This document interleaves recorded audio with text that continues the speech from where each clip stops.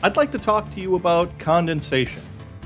Condensation can be frustrating and, if left unchecked, can also be potentially hazardous to your health.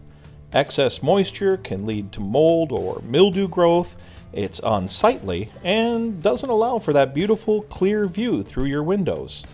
So let's learn a little bit more about what condensation is, the ideal conditions for condensation, and how we can minimize it.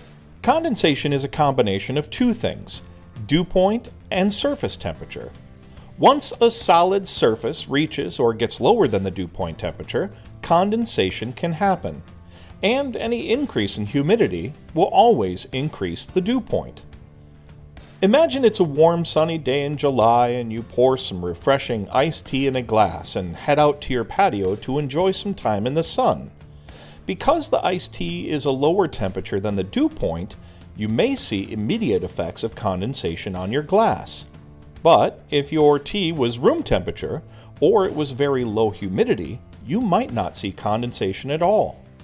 Another thing that can affect condensation is airflow. Air movement can pull moisture with it, which is why we might stand in front of a fan or an air conditioner after a workout. Drafty windows can be less likely to get condensation, because that draftiness causes airflow, and airflow causes evaporation. So those new windows that you just got, the ones that are very airtight and save you money on your heating and cooling bills, well, they have significantly less airflow, and therefore less evaporation.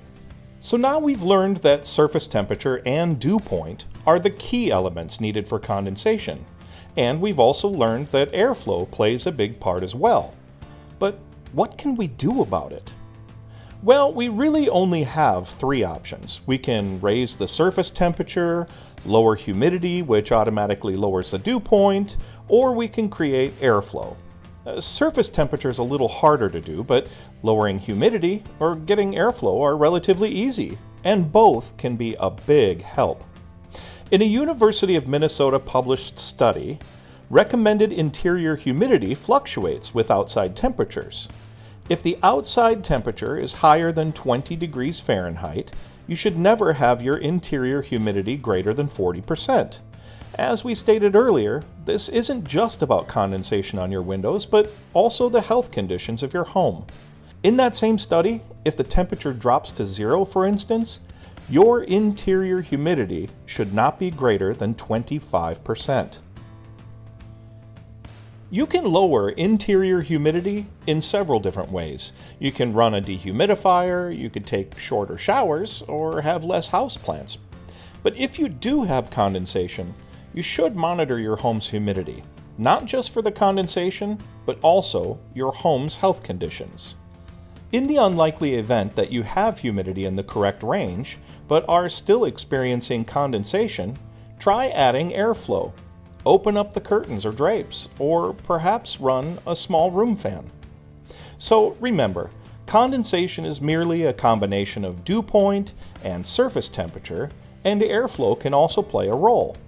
If you experience condensation on your windows, our recommendation is to monitor your home and maintain the levels of humidity recommended by the experts. And lastly, creating airflow can also help. Open up those window coverings or run a fan. We hope this has helped to explain condensation. Thank you for watching.